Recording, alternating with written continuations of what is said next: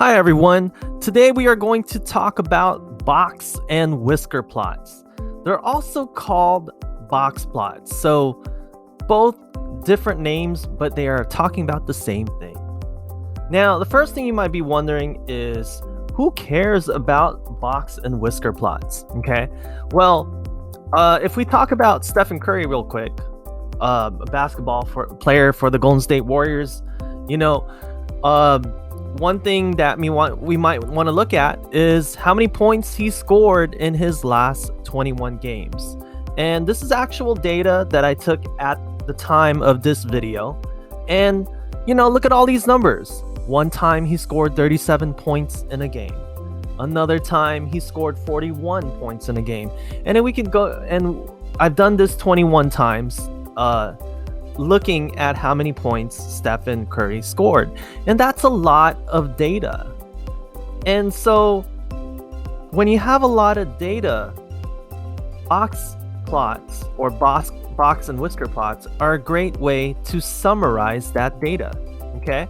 So again, box and whisker plots help summarize a lot of data to make it easier to look at and understand. Okay?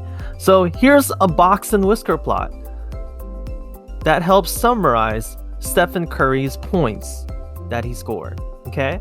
So again, box and whisker plots, they summarize everything into just 5 numbers. And these are the 5 numbers here. The lowest, quartile 1, the median, quartile 3, and the highest.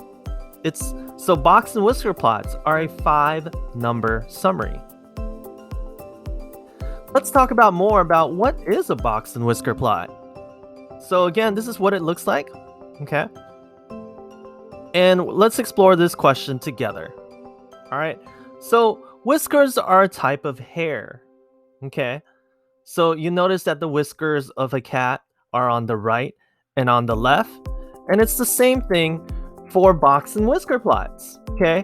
Here is the center, which is the box. And on the sides are the whiskers, just like on a cat, right? So that's why they call it a box and whisker plot. The whiskers are on the sides and the box is somewhere in the middle. Okay? Now, in a previous video, we talked about quartiles. Okay? Quartiles are the numbers that cut our data into 4 parts. Okay, so, and I just want you to appreciate the 4 parts here. Pretend this is all of our data. And so what quartiles do is that they cut our data into 25% pieces. Here are the 4 parts. Okay, now in this picture, we put the quartiles right here. Here's quartile 1, quartile 2, and quartile 3. And you can see how they cut the data into 4 equal parts. So now, taking a look back at Stephen Curry's box plot, you can see where right here's a quartile. So here's 25% of the data. Oh hey, here's another quartile. Here's another 25% of the data. So this area right here, that's 25% of the data. Here's 25% of the data. And over here, here's another 25% of the data. And right here, another 25% of the data. Now, one thing to look at, if you look at the whole picture here, is that even though this is all 25% of the data, you'll notice that some pieces are longer than the others. This piece is way longer than this piece, okay? And these are smaller pieces than the whiskers, okay? So that's just something to keep in mind. Now let's actually make a box plot together, all right?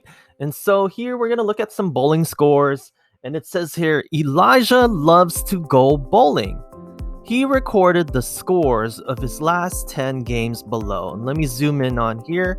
And you can see here's Elijah's 10 scores. You'll also notice that they've already given us the lowest, the lower quartile, the median, the upper quartile, and the highest. Okay, so as you're making a box and whisker plot, you're gonna need this information. And it just so happens that we were lucky enough to already have that information. Okay, so here we go. And here are the steps. Elijah found the quartiles for you. Yep, they're right over here, the quartiles and other information. Make sure you take a look at them on the left, which we just did. And now letter B says, draw a vertical line at the lower quartile. I'm going to pause right there. The lower quartile is an orange, so I'm going to go ahead and get orange, and I'm drawing a line right here.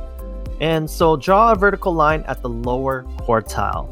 We know that the lower quartile is 73, so I'll look for 73 right here.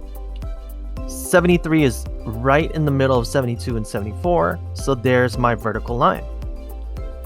And a vertical line at the upper quartile. So now I need a blue line, which is going to be my upper quartile, and I know my upper quartile is 85, so I'm going to find 85 right here, and I'm going to draw another vertical line. Okay, now it says connect these two lines together to create the box. So I'm going to use black now, and I'll connect these two lines to make a box, just like this. Okay, so this is the box for the Box-and-Whisker plot. And so that means we still got to do the whiskers. Okay, now, but first it says here, draw a vertical line at the median inside the box. So you'll notice a lot of times, or most of the time, that the median is going to be inside the box. And the median here is 78. So I'm looking for 78, and here is my median. Now, letter D says, draw a vertical line at the lowest and highest. Okay, first, our lowest data is 70. So another vertical line at 70 right here. And our highest data. So now our highest data is 90, of course, right here. And that's purple. So I'm going to look for 90, and here is my highest. Okay. Connect these lines at the middles to the box. These are called the whiskers. So basically, what they're saying is go here in the middle and connect like that. Okay, here are the whiskers. And so just like that, this is a Box-and-Whisker plot for this data, and our Box-and-Whisker plot summarizes all of this data into a picture, into a visual. Okay, so I hope this has helped you create a Box-and-Whisker plot.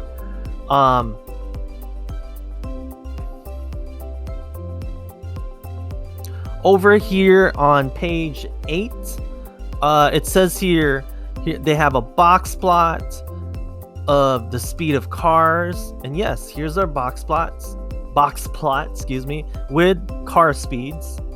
Okay, and what they want us to do is figure out what is the fastest car speed. So if we look our Box-and-Whisker plot, where do we find the fastest car speed? And I'll give you about 10 seconds to think about that. Where do we find the fastest? 3, 2, 1. And so if we look at the vertical lines here, or we see how the data stretches from here all the way to here, our fastest is 85, right? And they're measuring it in miles per hour, so we'll put mph, 85 miles per hour. Where's the median at? And by the way, I think a really good resource to use right here is this diagram right here. And you'll notice that the median is inside the box. The median is inside the box. And so just like here, here's our median. It's inside the box. So our median speed is 70 miles per hour. Oops. And then the lower quartile speed. Okay, again, there's a resource here you can look at. The lower quartile is at the beginning of this box. The lower quartile at the left side of this box. So that means our lower quartile will be right here. And we might not know where this is exactly, but we can probably estimate it to be maybe 67. Okay, so we're just going to say, we're going to guess, take our best guess and say it's 67. Okay. And now if we go over here, what percent, oh, now we're looking for a percent of all the cars drove between 67 and 75. So basically, what they're asking us to do is to look at this section right here and to figure out how many percent is from 67 to 75. Okay? Now, if we remember what we've talked about earlier in this video, we know a few things. We know that quartiles divide our data into 25% pieces. So there's like 25% in this section from the red to the orange.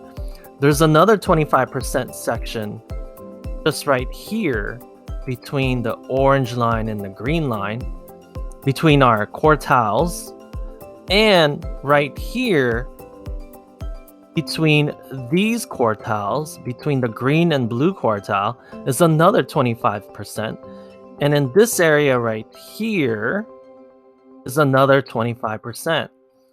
So if we go back to the question that says what percent drove between 67 and 75, you would say that this 25 and 25 together make 50. Okay, so here you would say 50%. And of course you would have to write a sentence. Okay, so this region right here is 50%. All right, I hope this all made sense. Please do let us know if there's still some things that are confusing. We're always glad to help people out. All right, thank you so much for watching. Take care and have a wonderful day.